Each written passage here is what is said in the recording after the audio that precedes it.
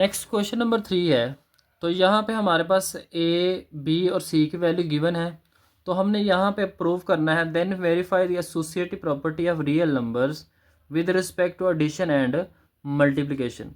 तो यहाँ पे हमने एसोसिएटिव प्रॉपर्टी को विद रिस्पेक्ट टू एडिशन यानी प्लस के लिहाज से भी हल करना है और मल्टीप्लिकेशन के लिहाज से भी हम सोल्व करेंगे। तो सबसे पहले हम एडिशन के लिहाज से यानी प्लस के लिहाज से इसको सोल्व करते हैं।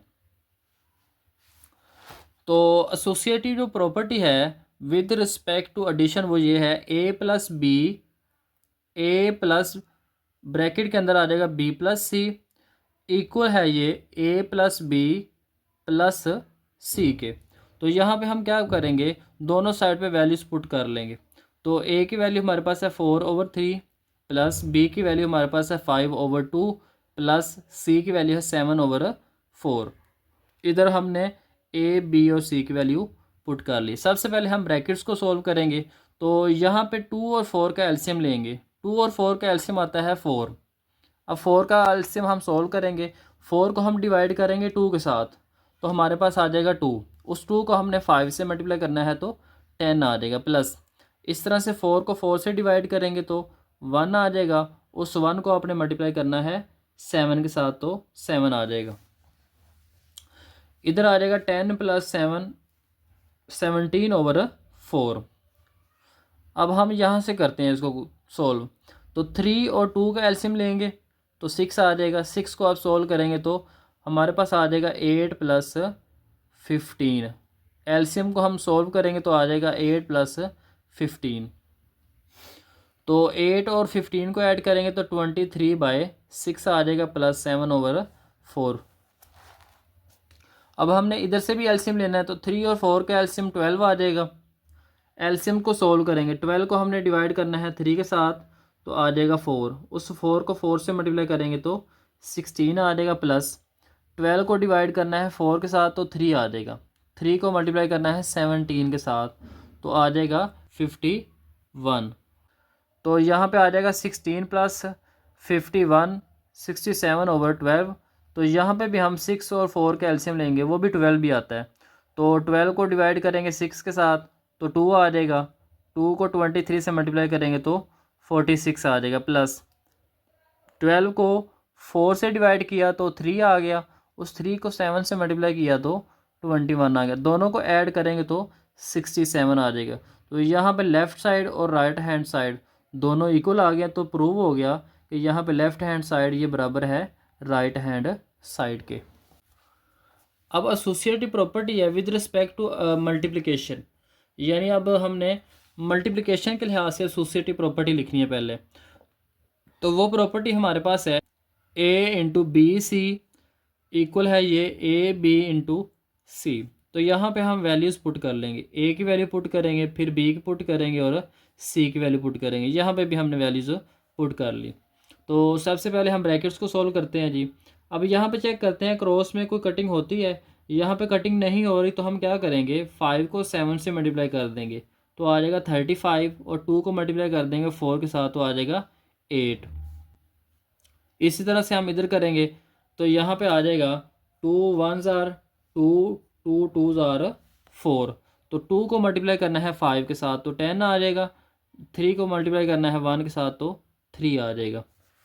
4 2s are 8। तो यहाँ पे 1 को हम मल्टीप्लाई कर देंगे 35 के साथ तो 35 आ जाएगा।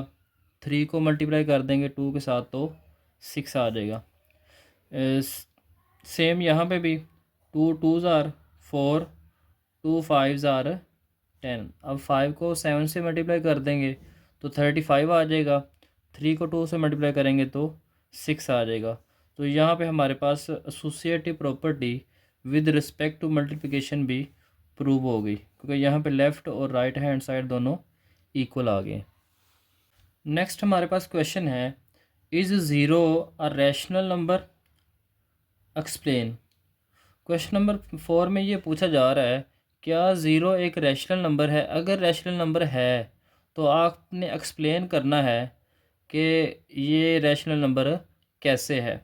Yes 0 is a rational number. Rational number की हमने डेफिनेशन पढ़ी थी, ऐसे नंबर्स जिनको हम p ओवर q की फॉर्म में लिख सकते हैं वो रैशनल नंबर्स होते हैं। तो 0 can be written in the form of p over q where q will be non zero.